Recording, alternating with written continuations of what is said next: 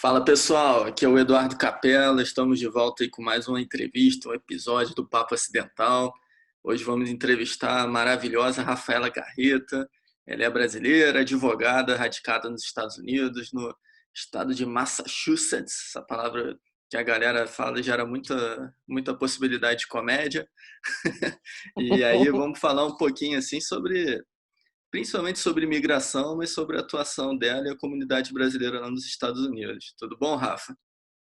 Tudo, é um prazer estar aqui nesse papo acidental com você, né? Eduardo Capella, um amigo da família, é muito bom poder participar do seu programa, falar minha opinião, a minha experiência como advogada aqui nos Estados Unidos e também no Brasil, né?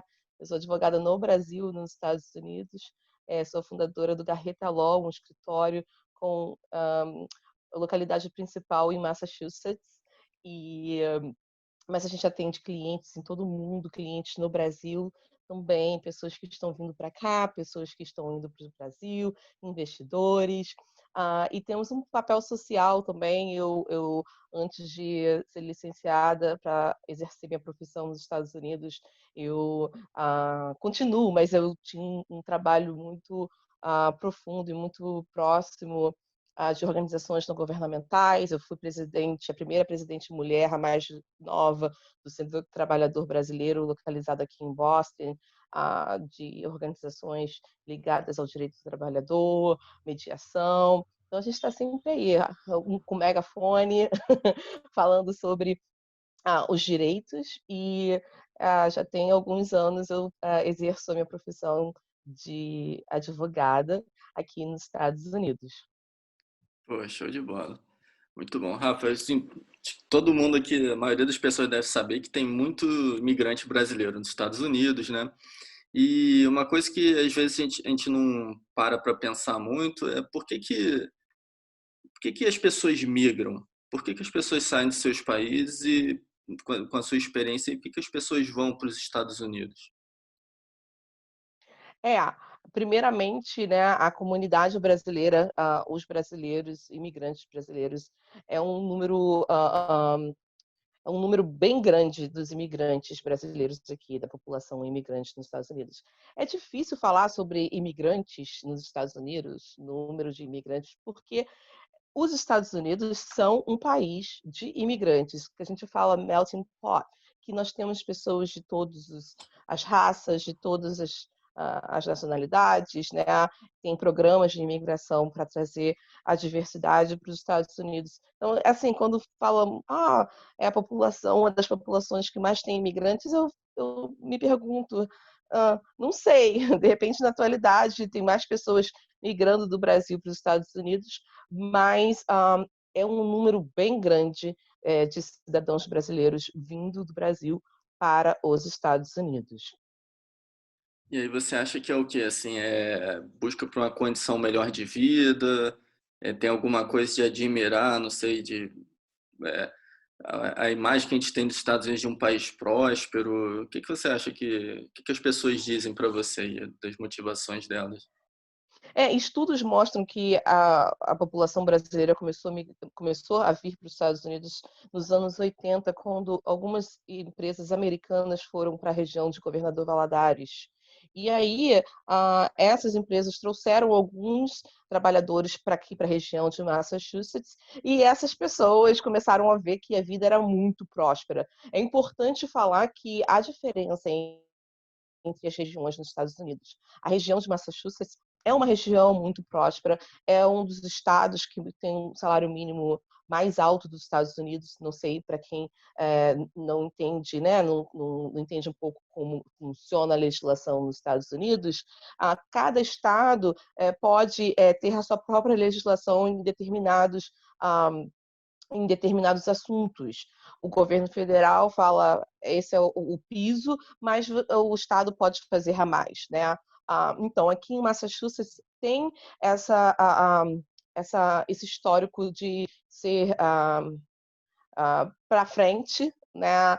Histórico mesmo, que foi aqui que começou a revolução para acabar a escravidão nos Estados Unidos, aquela coisa toda. Foi os Estados Unidos, entre aspas, né, começaram aqui em Massachusetts, que nós sabemos que se a gente for falar sobre isso, eu vou ficar aqui um maior tempão falando, mas assim, historicamente, quando os europeus, né, chegaram nos Estados Unidos, chegaram aqui por Massachusetts, em Plymouth, e aí, quando esses brasileiros chegaram aqui e viram essa prosperidade, começaram a trazer muitos parentes para essa região. Tanto é que Massachusetts é considerado uma das maiores populações de imigrantes brasileiros dos Estados Unidos. Começou por aí. E ainda é um dos fatores que faz o brasileiro vir para os Estados Unidos. Há algumas mudanças no meio do caminho, porque antigamente a imigração, né, a migração de brasileiros para cá era dada mais por pessoas que vinham sem visto, que entravam sem inspeção. Hoje em dia já está um pouco mais diferente, também com a tecnologia, né, com o que está acontecendo no Brasil nos últimos anos em relação à economia. Mas, sim, a prosperidade e a oportunidade de ter uma vida melhor faz com que o brasileiro saia do Brasil. Mas também, por exemplo, eu que lido diretamente com imigrantes e com direitos de imigração, eu vejo também muitos casos de violência doméstica, de pessoas que estão fugindo do Brasil por perseguição, policiais, advogados, pessoas que trabalharam na política. Também tem as pessoas que vieram estudar e acabaram ficando, tem as pessoas que vieram passear e acabaram ficando. Até um grande questionamento sobre a mudança da legislação, né, da política imigratória nos Estados Unidos é que a maior parte dos imigrantes indocumentados nos Estados Unidos foram imigrantes overstayed, que significa que foram imigrantes que vieram de forma legal, com visto, entraram e continuaram aqui porque viram uma oportunidade, por exemplo, econômica. Tá? Então, é lógico que as situações são individuais, mas com certeza a parte econômica pesa muito no imigrante brasileiro decidir ficar aqui nos Estados Unidos. Entendi. E assim, quando a gente fala de imigrante, óbvio, a gente fala de imigrantes legais, imigrantes ilegais, né? Você mesmo citou alguns exemplos, né? E, poxa, quais são os riscos para uma pessoa que resolveu ficar aí? Tipo, o cara foi, que nem você falou, foi a turismo, gostou, vamos supor que ele não tenha planejado isso, que gostou e resolveu fazer uma aposta, né? Não, vou arriscar na vida mesmo, eu quero ter uma condição de vida melhor, vou ficar aí para ver se eu trabalho e tal. A que riscos, que tipo de situação essa pessoa fica exposta por ser considerado um ilegal? Então, primeiramente, eu gostaria de utilizar uma terminologia que eu considero a terminologia correta quando eu estou falando de imigrantes que não têm documentos para estar nos Estados Unidos. Então, se eles não têm documentos, eles são indocumentados.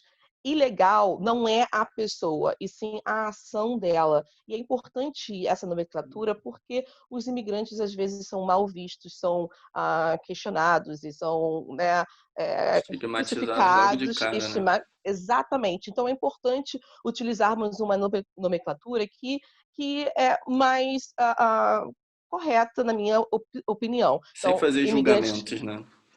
é o imigrante indocumentado. Nós somos cidadãos do mundo, ninguém é ilegal de estar em nenhum lugar. A ação pode ser ilegal, mas ele está indocumentado. Então, é lógico. Então, se ele está indocumentado, ele vai correr riscos. Ah, o primeiro deles é o risco de entrar em um processo de deportação. Né? Se você não. Essa é a primeira questão quando você não tem um documento para estar no território americano, que você pode entrar num processo de deportação. Outras coisas vão acontecer, depende muito da região aonde esse imigrante está. Existem estados que são mais pró-imigrantes e outros são não tão imigrantes. Existem regiões que precisam desse labor, né, dessa mão de obra do imigrante, não só indocumentado como também o documentado. Existem muitas pessoas que vêm para cá de season, vêm com visto para trabalhar na season. Então, assim, vai desde a da deportação até consequências de ser preso nas regiões do border. Ele pode da fronteira, ele pode ser processado criminalmente por não ter por ter tentado entrar, que a ação é ilegal, né? Por tentar entrar com um território nacional sem um documento. Também vai depender de como esse imigrante veio. Então, o que eu tenho visto muito, que a gente chama aqui de cai-cai, que o termo é se entregar para a imigração, falar, eu tenho medo de voltar para o meu país e eu estou me entregando. E muitos vêm com criança, não sei se você acompanhou há um tempo atrás a migração de crianças para os Estados Unidos, da América Central e também do Brasil. Teve uma carreata, assim, crianças sozinhas, muitas realmente que sofriam perseguição em países da América Central e também alcançando o Brasil. E tem pessoas que às vezes trazem crianças que não são filhos dela. E aí é um problema muito grave, porque se é pego, se, né, agora tem teste de DNA, você não tem documentação que comprove que aquela criança é seu filho, as pessoas podem sofrer um processo criminal federal por tráfico de pessoas. Né? E Pesado. é pesado. E aí, o que eu vejo muito na comunidade é que os parentes que estão aqui, eles passam uma impressão para o parente que está no Brasil que vai ser fácil, né? Que você vai conseguir um documento, porque essas pessoas que entram e pedem, por exemplo, asilo porque têm medo de voltar para o Brasil, se elas fizerem uma aplicação para asilo e essa aplicação ficar pendente durante o tempo, ela, por exemplo, consegue uma autorização de trabalho. Mas isso não significa que ela vai conseguir a residência permanente para ela estar aqui. E aí muitos falam assim, não, eu consegui documento, eu estou trabalhando, tenho a carteira de motorista, consegui o Social Security, que é um documento muito importante, que ele pode ser comparado com o nosso CPF, que fala assim, eu existo na América, e não é bem assim, né? É difícil, a travessia é super difícil, é extremamente difícil. Tem pessoas que se entregam na fronteira, mas tem outras que atravessam. Estou falando da fronteira com o México, tá? Tem pessoas que atravessam pelo deserto, muitas morrem, mulheres são estupradas. Eu já tive muitos casos de pessoas que foram sequestradas e os coiotes, que são as pessoas que atravessam esses imigrantes, né, esses migrantes para os Estados Unidos, ficam exigindo dinheiro dos familiares que estão aqui. Então é muito perigoso mesmo. Então, respondendo a sua pergunta, a primeira coisa é a possibilidade de você entrar num processo de deportação. E as outras coisas vão depender do estado aonde você está e das atitudes que você tomou. Desde trazer, por exemplo, um menor que não é o seu filho e tentar atravessar, como de repente fraudar algum documento para conseguir trabalhar aqui, ou tentar receber algum benefício, por exemplo, de comida, assistencial, né? Que aí depois, lá no futuro, vai te causar problema. Muitos também, por falta de informação, preenchem formulários para trabalho e falam que são cidadãos americanos. E quando você fala que você é cidadão americano e você não é um problema sem perdão para a imigração. Então, vai desde da deportação até um leque de situações que podem acarretar processos criminais, processos cíveis, vai depender também do Estado. Não sei se eu respondi essa pergunta, mas o primeiro deles é sofrer um processo de deportação. Respondeu, com certeza. E isso é bom, acho que é muito bom informar as pessoas disso, né? Porque às vezes acho que qualquer coisa vão me mandar de volta para o país, mas não é mandar de volta para o Brasil, mas não é a única ameaça, né? Tem possibilidade reais de sofrer diversos tipos de violência, de chantagem, de crimes diversos, né? E aí leva uma pergunta E assim. existem pessoas. Não, pode falar, Desculpa, desculpa. existem pessoas que, por exemplo, se elas esperassem mais 2, 3, 4, 5 anos, ou às vezes até alguns meses, poderiam ter algum benefício imigratório através de um filho, de um irmão, de um pai, de uma mãe, e acabam perdendo esse esse direito, né, essa possibilidade, porque foram mal informadas. Por exemplo, se a pessoa ingressou nos Estados Unidos de forma ilegal, né, a ação dela é ilegal, ficou indocumentada aqui nos Estados Unidos durante um tempo, voltou para o Brasil e depois veio de novo, esse também é um permanent bar, é uma barreira permanente. A pessoa tem que ficar no país de origem dela durante 20 anos para conseguir um benefício imigratório.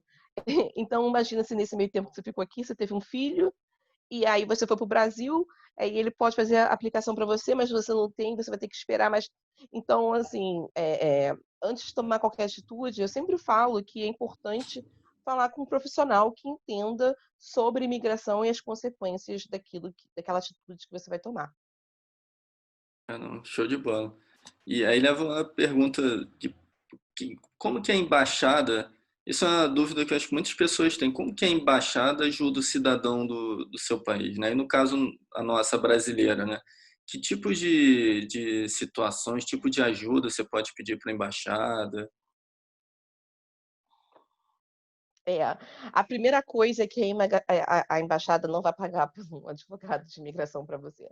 A embaixada não, todas as pessoas que são presas pela imigração, elas são reportadas para a embaixada, porque é lógico, a embaixada ela tem o consulado, né, da região, ela tem a jurisdição a autoridade de emitir de repente documentos que essa pessoa precisa para retornar para o país de origem. Mas o consulado brasileiro, a embaixada brasileira, ela não ajuda com determinadas coisas, como pagamento de honorários advocatícios, intervenção para você ter alguma regalia, ou representar você perante as autoridades para você conseguir algum tipo de documento. A embaixada está nos Estados Unidos para proteger o brasileiro, né? Direitos humanos que nós acreditamos, emitir o passaporte, a matrícula consular, lidar com questões de CPF, título de eleitor, né? Aquela questão de cidadania. Né? Mas, por exemplo, a embaixada não vai pagar se algum cidadão brasileiro morrer aqui, o translado do corpo para o Brasil. São casos muito específicos que a embaixada ajudou de alguma forma. E geralmente tem intervenção de Brasília, né? Vai demandar muito mais. Mas o papel principal da embaixada é proteger e prestar assistência aos cidadãos brasileiros aqui. Respeitando, lógico, as legislações, né, as leis, as regras do país. Então, assim, lógico que eles vão estar cientes que você está preso pela imigração, por exemplo, mas eles não vão tomar atitudes para pagar advogados. Aqui em Massachusetts, o consulado de Massachusetts, a cônsul que a Giovânia, ela é embaixadora, ela criou um programa que tem advogados para prestar o serviço de questões, de perguntas, né? Essa assistência de responder perguntas. Também tem psicólogos, porque nós, infelizmente, vemos na nossa comunidade um grande número de pessoas que sofrem violência doméstica, não só mulheres, mas também homens, casais homoafetivos. Então, o consulado aqui em Massachusetts presta esse serviço de fornecer psicólogos, etc., mas não ajuda financeiramente, não ajuda particularmente com questões financeiras ou legislação que esse cidadão tenha infringido nos Estados Unidos. Ah, entendi. E assim, Rafa, vamos supor, eu chamando a doutora Rafaela de Rafa, né? Uma intimidade.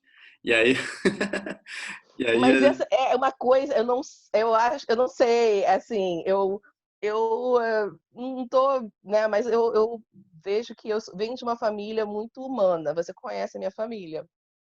Pessoas que lidam com a comunidade também, que prestam serviços comunitários, que ajudam eu não gosto da palavra ajuda não, porque parece que eu estou em cima e as pessoas estão embaixo, né. Que apoiam pessoas que estejam necessitadas de assistência. Então eu aprendi isso com a minha família, assim, de estar próxima das pessoas, de falar o português que as pessoas vão entender, de ser honesta, de falar que a vida não é perfeita. Então, de repente, isso me traz próximo das pessoas. Me chamam de Rafinha, de Rafa, meu cliente meu me chama de Rafa, quer me abraçar, né. Tem clientes minhas agora na pandemia que me mandam mensagem na madrugada, eu estou cozinhando, eu vou levar comida para elas, deixo na porta. Então tem esse lado humano e eu acho que essa aproximação que faz com que as pessoas me chamem de Rafa, Rafinha. E acho que esse espírito aí que ele te levou a trabalhar nessa área também, né? Agora, vamos supor assim, por exemplo, que uma Aí também, pessoa. né, ninguém fala que eu tenho quase desculpa, pode falar. Não, pode falar. Ninguém fala que eu tenho, assim, quase 40. Todo mundo acha que eu tenho 20 e poucos anos, sei lá. Né, sei lá, uns 30, mas e aí eu tenho essa carinha, se eu tirar o óculos eu fico mais com carinha de menina ainda. Tem umas pessoas que quando eu começo a falar da minha história, o que eu fiz, aonde eu morei, os cursos, não sei o quê, assim, essa menina tá mentindo, mas a genética é boa. É, isso aí. E Rafa, então vamos fazer, ó, uma coisa que eu acho que é muito importante, os cuidados que uma pessoa que deseja imigrar precisa ter, assim, desde, não sei, pautas de legislação mesmo, o que o governo americano, o que a legislação americana exige. Um resuminho só, porque deve ser muito longo e. Assim, a primeira atitude que a pessoa tem que ter é entrar em contato com um profissional competente, né. Eu falo assim, gente, o que seria do branco sem o preto? O que seria do amarelo sem o verde? Então, existe, advogado profissional que vai estar mais próximo de você, que você vai ter mais intimidade. E é importante você ter uma conexão com o seu advogado, tá? Porque ele vai conseguir ter empatia de te colocar no seu lugar e você ter essa conexão. Então, procure um profissional que você tenha conexão, para que você possa perguntar o que é necessário, quais as consequências, saber e se planejar. Infelizmente, assim, eu não posso generalizar e nunca vou generalizar, mas eu sou brasileira, né? eh, eh, do Rio de Janeiro, vivi a minha vida inteira no Rio de Janeiro, então eu tenho propriedade para falar, tenho ligação com outras pessoas de outras regiões, e eu tenho propriedade para falar que, infelizmente, nós não temos a cultura do planejamento. Então, assim, você quer atropelar, botar os bois na frente da carroça, e aí utilizamos a impulsão para tomar decisões. Então, assim, entre em contato com um profissional competente, que você tenha uma conexão, que você acredite no trabalho, pesquisa, né, porque existem, pessoas que se dizem profissionais, mas não têm um histórico tão legal. Ah, encontrou, falou com um, falou com o outro, cria um plano. Como é que eu posso migrar? Eu quero estudar. Então vamos procurar uma escola, vamos pegar os documentos necessários, vamos aplicar. Você precisa de dinheiro? Quanto tempo você vai precisar juntar esse dinheiro para você ir no consulado, para você demonstrar que você tem a intenção de voltar para o Brasil? Não, doutor, eu quero morar nos Estados Unidos. Qual o seu nível educacional? Você tem algum parente aqui, pais, irmãos? Eh, a gente vai pesquisar e vai colocar um planejamento para você. Eu lido muito com muitos empresários, né? Pessoas, ainda mais agora que essa questão da economia, agora com o coronavírus, muitos estão imigrando para cá e assim, está bem aberto a economia para imigrantes que queiram investir nos Estados Unidos. Ah, você já tem uma empresa no Brasil, você quer abrir uma filial aqui, vamos então tentar um visto L, você é um scholar, você tem você é uma pessoa extraordinária, você é um atleta, você tem, sei lá, US$ 1 milhão para investir. Não sei. Por isso que é importante você entrar em contato com um profissional que vai poder acessar, né, access o que você tem, o que as suas intenções, é importantíssimo. A questão da intenção é importantíssima, porque quando você pega um visto, o visto é aquilo, que anexo no seu passaporte, e aí você vem para os Estados Unidos e vem pedir uma admissão, a intenção que você tem que ter para entrar é a mesma do seu visto. Então, se você está saindo de lá para passear, a sua intenção não é morar aqui. Se você está vindo de lá para estudar, quando você chegou aqui, a sua intenção não pode ser morar aqui. Né? É lógico que você está estudando, aí você foi para o college, você terminou, e aí você fez o seu OPT, que é a parte de treinamento, você encontrou uma empresa que quer te contratar, e as coisas acontecem. Mas a sua intenção na hora da entrada, ela tem que ser a mesma do seu visto. E muitos, e é aí que eu estava falando da leva que chegou agora, então a leva, ainda tem muitas pessoas vindo pelas fronteiras, tanto do México quanto do Canadá, tem muitas pessoas atravessando pelo Canadá, porque tem umas regiões que não tem muito policiamento. É, é, muitos vieram da leva de quando a economia brasileira estava muito boa e os Estados Unidos estavam emitindo muitos vistos de turismo. E quando a economia brasileira ficou ruim, muitos vieram, muitos vieram. Então, muitos conseguiram entrar, etc. Mas só que, assim, ainda mais aqui em Massachusetts, os aeroportos, os oficiais, eles já sabem as histórias, são as mesmas histórias. E aí acaba que essa pessoa, ela é deportada do próprio aeroporto, porque ela não tem um planejamento, ela não tem como comprovar que a intenção dela é a mesma do visto. Então, planeja, entre em contato com um advogado, tenha certeza que você vai vir da forma correta, para que você não sofra nenhum problema. A vida do imigrante documentado aqui, ela também não é fácil, né? As pessoas têm uma visão de que quem está nos Estados Unidos recolhe dinheiro da árvore. Não. Muitos trabalham em atividades, profissões que demandam muito fisicamente, né?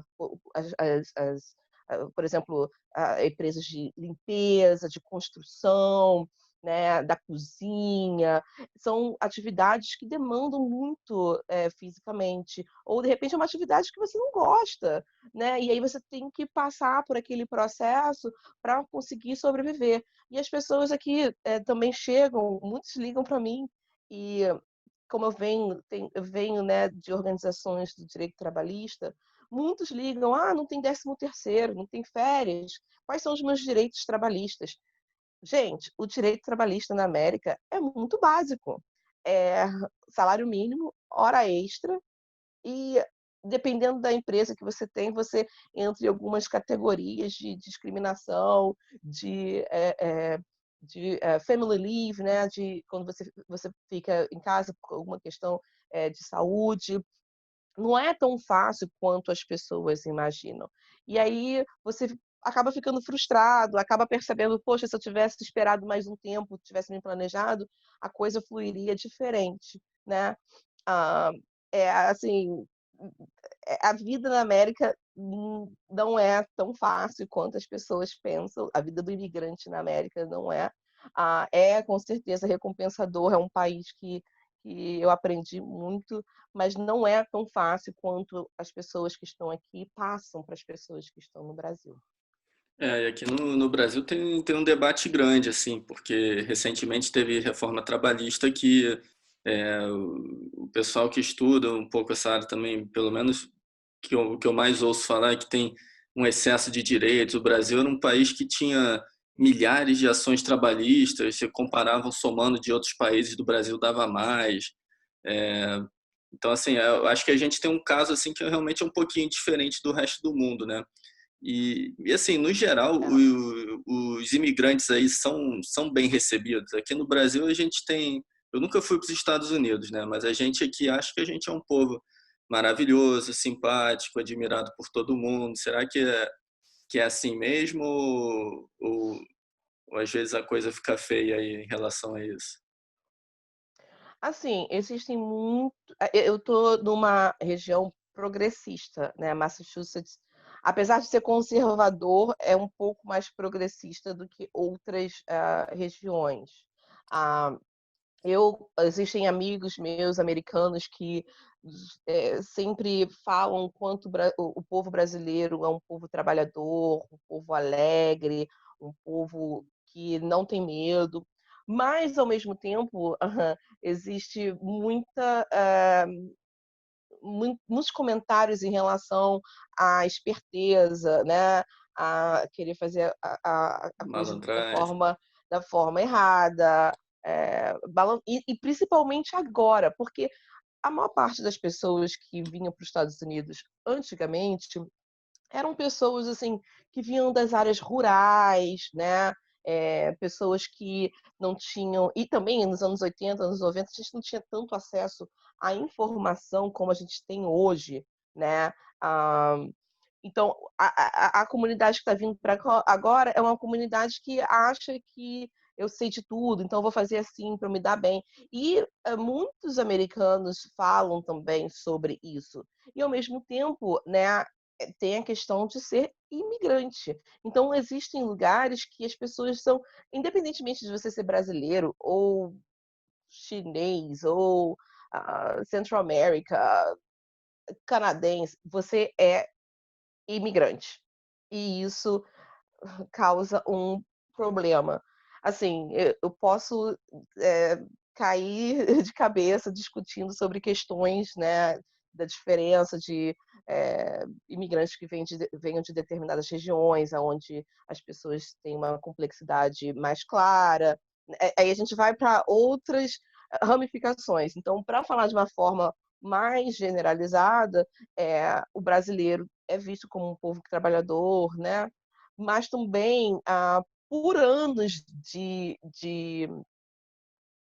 atitudes que não eram tão certas, hoje, nós vemos pessoas comentando sobre: "Ah, quer ser esperto", ou "tirou vantagem", etcétera. Assim, na minha experiência, a maior parte fala, o brasileiro trabalha muito bem, né, o brasileiro não tem medo, tem um espírito empreendedor, tem um pouco mais de educação do que hã, outras nacionalidades que trabalham nas mesmas áreas, que aprende fácil, né, que é versátil, mas também tem um outro lado que não fala tão bem. E aí a gente tem que, né, fazer um exame de consciência assim e encarar com naturalidade. Ninguém é perfeito, a gente tem. Todo povo tem suas características e cabe a gente, como indivíduo, né, trabalhar para melhorar sempre, né? Agora, Com assim, tem certeza. um amigo meu fez uma pergunta, assim, e aí eu resolvi te encaminhar, assim. Ele falou que é mais uma curiosidade, que a vida é muito imprevisível, né? Então surgem algumas situações que a gente para assim, poxa, mas como é que isso é possível? E a dele é o seguinte, ele tem conhecidos nos Estados Unidos, que eles residem de forma clandestina, só que os filhos, eles estudam, estão matriculados na escola, né? Estão estudando regularmente. Aí ele falou, como que isso é Uhum. possível? Porque vai ter que fazer matrícula, os pais têm que fazer matrícula, então as escolas não verificam. Você já se deparou com esses casos assim? É, assim, teve um tempo aí aqui, né, eu falo um pouco mais da New England, né, da região onde eu tenho mais experiência, que começaram a criar alguns problemas, etcétera, mas do maternal, creche, até o high school, né, o nível fundamental no Brasil, antes de você chegar na faculdade, não tem esse questionamento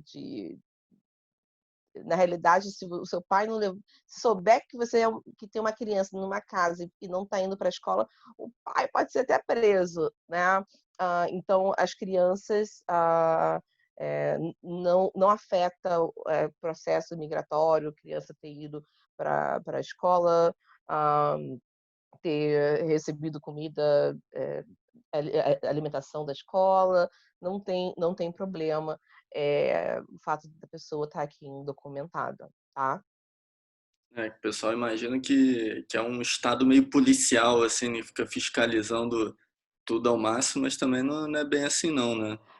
Existem organizações, por exemplo, eh, eu sempre trabalhei muito próximo do departamento americano de trabalhista, né?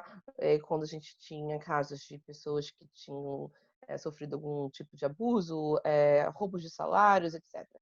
Eles, apesar de serem uma agência americana federal, ah, eles falam: nós não estamos e não vamos dividir informações com o Departamento de Homeland Security. O Departamento de Homeland Security é o Departamento da Segurança Nacional, né? É o departamento que tem a autoridade de tomar alguma decisão em relação ao imigrante tanto indocumentado quanto documentado. Eles não trocam, porque eles falam aqui a gente está querendo combater escravidão, combater determinadas coisas, e se a gente colocar isso, vai gerar uma problemática muito maior. Porque aí a gente não está sabendo qual é o empregador que não está pagando salário, qual é o empregador que está sequestrando pessoas. Eu tive um caso há pouco tempo atrás, na comunidade, né? Que a pessoa contratava alguns trabalhadores aqui na região e mandava para outros estados e não pagava os salários. Então, imagina, né? E se esse imigrante tem medo de ir até o departamento do trabalhista, o departamento do trabalho, para prestar uma queixa. E é a mesma coisa com a escola. A escola não tem a intenção de dividir. E aí, assim, é lógico que a gente não tem controle. Quando o cliente fala assim, você acha que isso vai ser perigoso? Eu falo, olha, tem algumas características, quando você vai em algum lugar, a pessoa sabe que você não tem documento. Você vai na corte, aí você não tem uma driver's license. A driver's license é a carteira de motorista. Aí você tem que dar uma identificação. A única identificação que você pode dar é o passaporte. Aí não tem um visto. Eu não sei o que essa pessoa pegou a sua informação, o que ela vai fazer. Entendeu? Eu não tenho um controle sobre isso. Mas é lógico, assim, isso geralmente não acontece, né? São casos esporádicos, etc. E eu sei que muitos vivem, por não terem documento, vivem num medo que é ruim, muito ruim. É uma opressão muito difícil. Imagino. E, poxa, você tem alguma história interessante aí de algum caso seu? Nossa, tem Um, várias mi- um mi- histórias. conta algumas aí. Qual tipo que você quer? Histórias felizes. Histórias felizes. Tem vários casos de clientes meus que moram aqui há muito tempo, que a gente conseguiu receber o documento deles perante um juiz, que é muito mais difícil por questões de cancelamento de deportação, porque o filho tinha problemas de saúde, a gente conseguiu ter a documentação dele para vir para cá. Documentos, pessoas, por exemplo, que eu consegui trazer do Brasil para cá por questões humanitárias para conseguir se reunir com as famílias. E, assim, teve um cliente meu que ele aconteceram algumas coisas antes dele ser meu cliente que impediram que ele pudesse voltar para os Estados Unidos. Eu peguei o caso dele e eu fiquei com ele durante 1 ano e meio. Ele me ligava, eu ligava para ele. E quando ele chegou aqui, assim, eu fui numa luta. Todo mundo falou assim, como é que ela conseguiu fazer isso? Mas a gente faz com amor e eu fui no aeroporto buscá-lo e choramos juntos e ele estava acreditando que estava aqui. Tem pessoas que me conhecem há anos, porque eu moro nos Estados Unidos há 13 anos, mas eu frequento os Estados Unidos há uns 20. E, e tem amigos meus, né, que ainda estão documentados, que foram presos, pessoas que nem estão aqui no estado de Massachusetts e falam assim, entre em contato com a Rafaela, por favor, ela vai resolver o problema. E aí eu entro com todo aquele amor e carinho e encontro uma solução. Tem crianças, um processo que eu faço do Special Immigrant Juvenile Status, que é o status especial para jovens imigrantes, crianças que foram abandonadas pelos pais, maltratadas, negligenciadas, que eu consigo documento para elas. Tem casos de violência doméstica, por exemplo, eu tenho uma cliente que ela fugiu do Brasil com os 2 filhos, largou tudo dela para trás. O marido dela veio atrás dela aqui, e aí foi uma loucura, eu recebendo ligação e meu telefone fica no silêncio, porque senão eu não consigo fazer nada, né? Ele fica, nem no VibraCall dá. E aí eu resolvi pegar, eu vi que ela tinha me ligado tarde, eu falei assim, amanhã de manhã eu ligo para ela. E eu quando escutei de manhã ela no carro com ele tentando matá-la. E ela conseguiu desvencilhar, e eu fiquei, lógico, né, já resolvemos e ela está conseguindo ter uma vida saudável aqui nos Estados Unidos.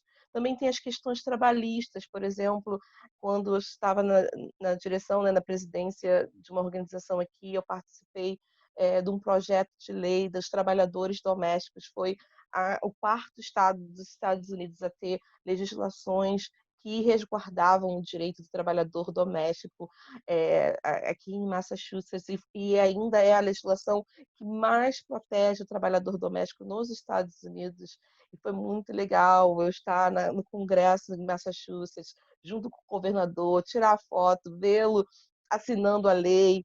Né? Ai, tem tanta história, são muitos anos. Eu tenho que ter papo. Assim, tem pessoas às vezes, nossa, doutora, mas a história mais legal, a história mais legal que eu acho, e é bem assim, emocionante para mim, foi uma das primeiras atividades que eu fiz nos Estados Unidos foi limpar um prédio com um casal de amigos meus. Eu precisava atrapalhar, né? Eu precisava de, né, sustentar, ir para a escola, não é tão fácil assim.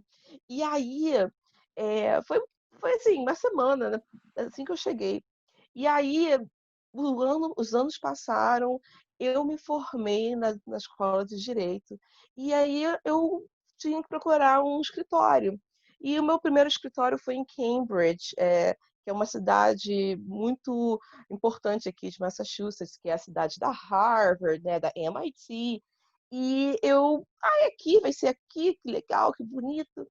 E tá, mas assim, estava tão assim que eu não prestei atenção. E aí, no primeiro dia que eu fui para o escritório, eu me deparei que, nossa, foi um dos meus primeiros trabalhos na América, né? O prédio onde eu limpei era o primeiro prédio da rua, e era uma rua sem saída.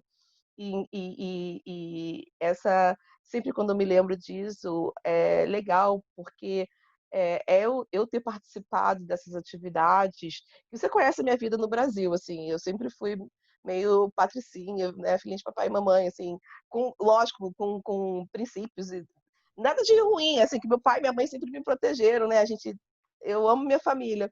Não que eles não tenham me ensinado, mas assim, eles queriam que eu estudasse, aquela coisa toda. E aí eu vim para a América aprender, né? Eu trabalhei em vários setores.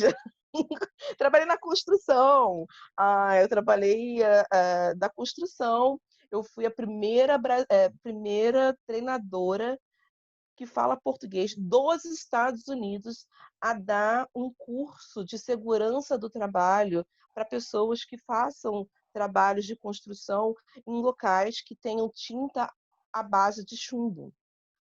Eu Que dei maneiro. treinamento de fall protection, que é a proteção das pessoas anti-quedas, né? Pessoal que trabalha na construção. E assim, para mim, isso tudo, essas experiências são enriquecedoras, porque eu consigo eu consigo entender o meu cliente, me mantém com o pé no chão, né, sabendo que todos nós somos iguais, que o meu diploma está atrás de mim, primeiro vem a Rafaela Garreta Prado Serrano, e eu consigo entender mais, assim, o meu cliente. Tem gente que fala assim: "Ah, por que você vai falar sobre isso?" Eu acho que é uma experiência muito legal, sabe, porque eu vim do Brasil já como doutora, né, o Brasil tem que chamar de doutora, já como advogada, e eu tive essas experiências aqui que me fizeram amadurecer, crescer e ter, mais, aproximação à comunidade que está aqui. E eu acho que essa história é muito interessante, né. Pô, sensacional, sensacional. A história da sua vida e que nem você falou, né? Preparou, te deu toda a bagagem necessária para entender os seus clientes, para. Uhum. E Pô, essa muito bom. trajetória, essas experiências, né, de eu estar nesses lugares com imigrantes, com trabalhadores, que me proporcionaram a chegar onde eu cheguei, academicamente também. Porque quando eu conto a história, né, por exemplo, na legislação dos trabalhadores domésticos, quando eu contava a minha história, nossa, eu sou advogada do Brasil, eu sei o que elas estão passando, eu não estou falando da boca para fora. Na faculdade, eu participei, assim, no meu primeiro dia de faculdade, já me chamaram para sentar na cadeira do CARES, é uma associação para acabar com a discriminação institucional. E aí eu também tive uma experiência do respeitar o próximo, de tentar entender, né, que existe homem, mulher, existe binário, não binário, existe. E a primeira pergunta que me fizeram: "Qual é o pronome de tratamento que você quer que eu utilize quando a gente falar com você? É ele, ela ou it", né, que tem aqui o it. E aí você começa, assim, a entender, a respeitar, a ver que não é só você que tem os problemas, né, outras pessoas também têm outros problemas diferentes, e vai construindo. E aí, me chamaram para fazer parte de um grupo dos trabalhadores domésticos, muita coisa. E essas experiências são muito legais, dá para escrever um livro. É, não, com certeza. Rafa, quais são os seus planos futuros? Bom, mais e mais, assim, eu tenho sido, sabe, nos processos que eu pego, né, eu tenho algumas intenções, até porque eu tenho intenções, de voltar para o meu país, né, para o Brasil. A gente sempre conversa sobre isso. Eu tenho um planejamento de 2038, ser a primeira presidente negra, mulher honesta do Brasil. E eu sei que isso vai vir, eu vou ter que chegar um pouco antes. Eu tenho um planejamento de criar, cidades totalmente sustentáveis, e estar próxima do povo, oferecer, ferramentas para que o povo consiga, ter uma vivência sem depender tanto do Estado, mas também sabendo que o Estado é necessário para que haja uma, hã, um equilíbrio, né, entre as camadas mais pobres e as camadas mais ricas, investir em educação, ter um planejamento, tentar mostrar para o Brasil que nós podemos e temos que ter um planejamento de 20, 30, 40, 50 anos, né, pensar que tem que a gente necessita de tempo para determinadas coisas. ah, Tentar reunir a comunidade brasileira, a população brasileira. Eu sei que são vários desafios, né, ah, mas desafios são bons. Eu não acho dificuldade, são desafios. Desafio, me deu um desafio, estou feliz. É isso aí. Aqui no Brasil, a sensação que eu tenho é que mais do que nunca a gente precisa assim de ter líderes políticos e tal que sejam gestores qualificados. Por exemplo, aqui no Rio de Janeiro está com um problema sério de função da pandemia, o governo federal enviou milhões de reais para os estados, né, para ajudar. O Rio de Janeiro é um dos estados que está sendo pior de... Eu não sei os números exatos, tá? Mas assim, acho que era em torno de 7 hospitais de campanha que foram prometidos, só um foi construído, acusações de desvio de dinheiro, já teve secretário que pediu demissão. E além disso, que já é um problema que infelizmente a gente conhece, né? A gente vê que tem a Uhum. dificuldade assim de fazer rodar a máquina pública, fazer rodar os serviços públicos. Então você vê que é claramente um problema de gestão, seja por esse pessoal que está no poder querer realmente desviar dinheiro, ou acredito que tenha gente bem intencionada, mas que não está qualificada para o cargo, né? Então acho que É, isso daí se torna uma questão, poxa, fundamental para um país como o nosso, né? Que ainda tem muito amadorismo na política. assim, a minha visão de primeiro a minha visão de pessoa, eu tenho essa visão de comunidade, né. Então eu tenho a visão de colaboração, eu tenho a visão de que, cara, se você está do meu lado e você é muito inteligente, muito educado, muito capacitado, muito sábio, porque existem várias pessoas que não foram para a escola, mas eu adoro sentar e bater papo, porque são pessoas que me trazem uma sabedoria, assim, transcendental. Tem um senhor em Patinga chamado Seu Gervásio, ele é um pastor, ele orou com uma pessoa e falou lá para ele que a pessoa conheceu uma advogada assim, assim. E aí eu falei, eu vou ligar para ele, porque eu tenho que falar com essa pessoa. Ele é um idoso, ele não tem um smartphone. Como é que ele descobriu?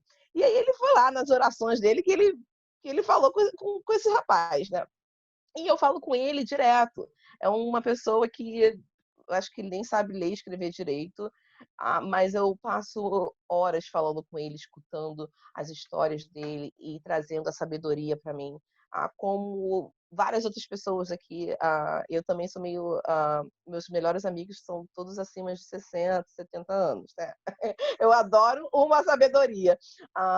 Então, assim, na minha visão, eu acho que, primeiro, as pessoas têm que ter essa consciência, a consciência da comunidade, a consciência da cooperação, a consciência que se o meu vizinho está com uma casa firme, a casa dele não vai cair em cima da minha e não vai me causar problema. É, é, eu posso aprender com o meu vizinho e nós dois vamos ser melhores, sabe? Em relação aos políticos, eu entendo que quando você vai para carreira política, ela você é, por exemplo, o presidente, ele é o trabalhador número um.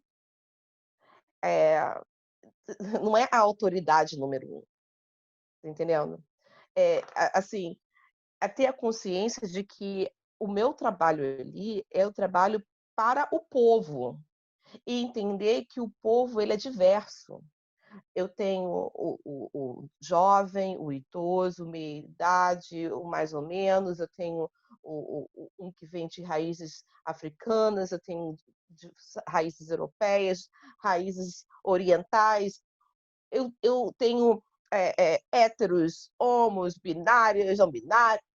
Eu tenho uma gama de pessoas que têm interesses diferentes. E eu tenho que ter o trabalho e a sabedoria lidando com essas pessoas, escutando o que elas têm para me falar, o que elas almejam e tentar dar um equilíbrio dessas relações. Entender que eu estou governando para o povo, pelo povo. E eu sou a trabalhadora número um e eles são meus patrões. E isso falta hoje, falta muito hoje no Brasil. Vem também da cultura que a gente falou de querer, se dar bem, né.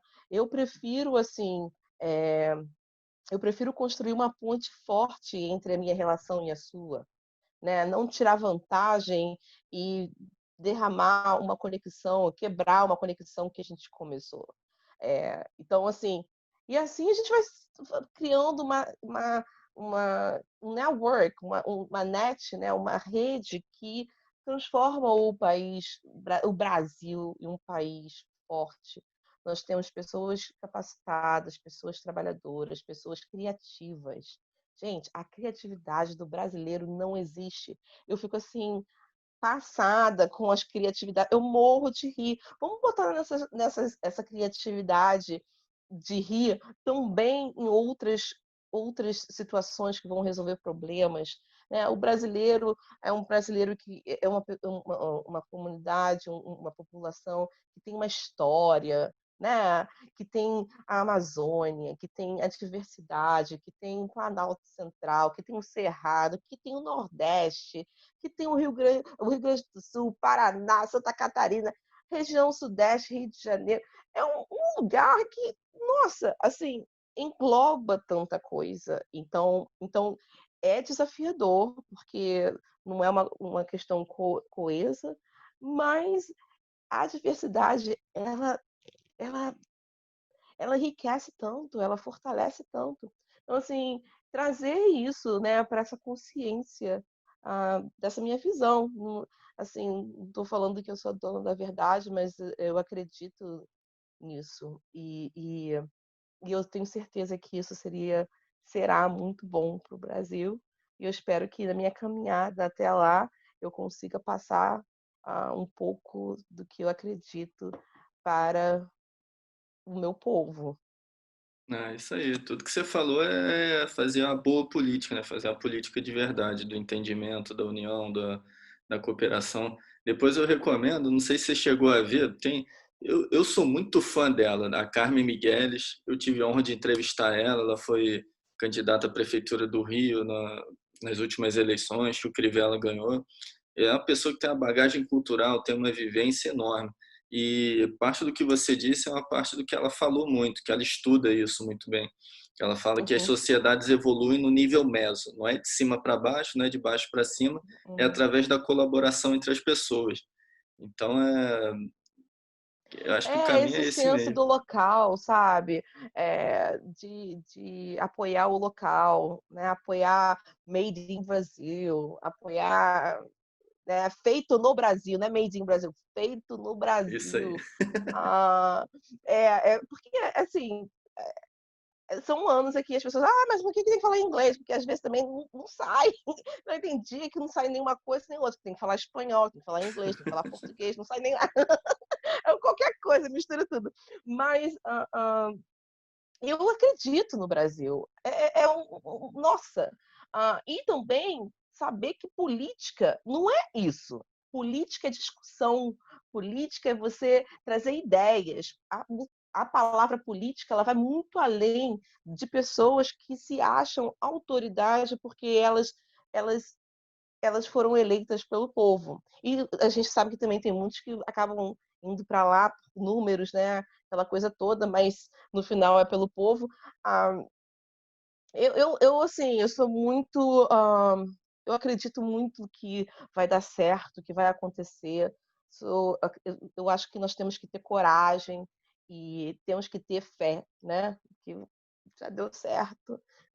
Eu amo. Assim, já deu certo. Quando eu entrei na faculdade, eu falei assim, o meu diretor, ele falou da Northeastern School of Law, Patrick Cassidy, ele fala para mim assim, o que eu mais admiro em você é a sua fé. Eu gostaria de ensinar isso para meus filhos. Ele falou isso na frente do meu irmão, o Rodrigo Garreto. E meu irmão ficou olhando para mim, eu falei, que bom, né? Eu sempre tenho uma testemunha do meu lado para falar que eu não estou mentindo. Porque ele achava que eu não ia entrar, ele achava que eu não ia conseguir, porque tem várias questões financeiras, eu ganhei bolsa, mas assim, ainda tem, né, aquela coisa toda. E ele fala, Rafaela, e você fala que você vai conseguir, você consegue. Eu falei, porque eu tenho fé e eu também trabalho para isso, né? Desculpa, cortei o áudio sem querer. Você fica focada, né? Você acredita, você foca, você tem seu propósito. Daí são fatores que movimentam, né? Com certeza, com certeza. E eu acredito no Brasil, no brasileiro. Eu não acho que esteja acabado. Eu acho que tem muita coisa para acontecer. Eu sou realista, né, do que acontece, das situações. Mas assim, eu acredito que a gente consiga, eu acredito que a consciência pode mudar, que quando você mexe assim, ai, al houve a tragédia, houve uma tragédia, o Brasil se movimenta de uma tal forma que consegue ajudar todos, consegue ultrapassar. Então se a gente tiver essa consciência durante alguns anos, nosso país vai ficar assim, nossa, imagina, É verdade. não é? Isso aí. Rafa, estamos chegando no final. Você tem alguma coisa aí que queria falar que eu esqueci que eu deixei de mencionar? Alguma coisa que você acha interessante? Bom, o nosso papo a gente vai poder rolar várias horas, né? Mas, primeiramente, eu queria falar muito obrigada por você ter me convidado, obrigada pela sua audiência, pelas pessoas que te seguem, pelo trabalho que você está fazendo, meu irmão também, sempre cito meu irmão, né? Irmã Coruja. Ah, e pode contar comigo se você tiver perguntas, se você vir que tem pessoas interessadas em assuntos, né, nos quais eu tenho acesso aqui, pode contar comigo.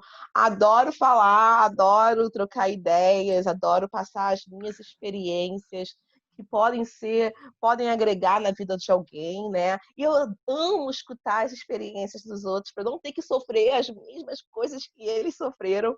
Então, assim, é uma honra você ter me convidado e pode contar comigo para os seus, né, a sua audiência, se quiser saber um pouco mais de mim, você pode me seguir nas redes sociais. É só procurar Garreta Law, Garreta, Law, Law, no Facebook, Instagram, YouTube também. Vai lá, faz o share, comenta. Eu ligo para as pessoas que participam. Às vezes eu fico até na madrugada, pessoas lá na Austrália, no Havaí, eu falando até 3 horas da manhã. E em breve o nosso website estará no ar, bonito, e teve aí também o apoio do nosso querido criativo, né, Eduardo Capella.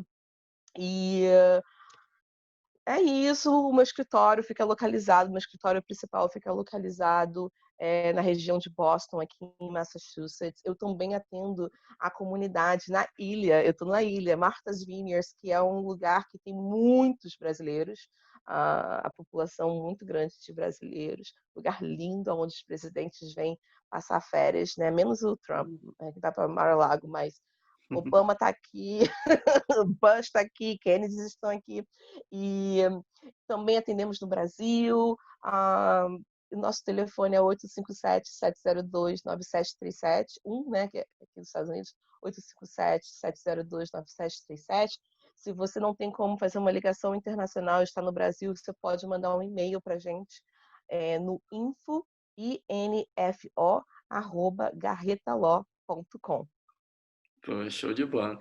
E só também deixando claro aqui no final, né, Rafa, que o seu escritório Garreta Law trabalha com direito de imigração, mas também trabalha muito com direito empresarial, né? Você falou que ajuda as empresas que querem investir, né, nos Estados Unidos a conhecer as leis americanas, Sim, impostos, essas coisas todas, né? Só pra... o meu background do Brasil, né? No Brasil eu fazia isso, negociações de contratos, eu trabalhava com empresas, aquela coisa toda, e vinha para cá e eu fiquei conhecida pelo direito de imigração, mas a gente dá um apoio para o direito de imigração, ele é bem vasto também, né? A gente pode dar um apoio para as empresas que estão vindo aqui para cá, negociações de contratos, questões com trabalhadores, fornecedores, clientes, merge, uma gama de coisas. Show de bola. Então é isso aí, pessoal. Rafa, muito obrigado, cara. Prazerzão também, muita honra você ter aceitado aí o convite. E então ficamos por aqui. Beijo. Hum. Abraço aí todo mundo. Pessoal, aquele papo de YouTube no final, né? Inscreva-se no canal, clique ali no sininho, comente aí que aí eu passo as perguntas para a Rafaela e vamos nos falando. Tchau, tchau. Tudo de bom aí para todo mundo. Tchau, tchau.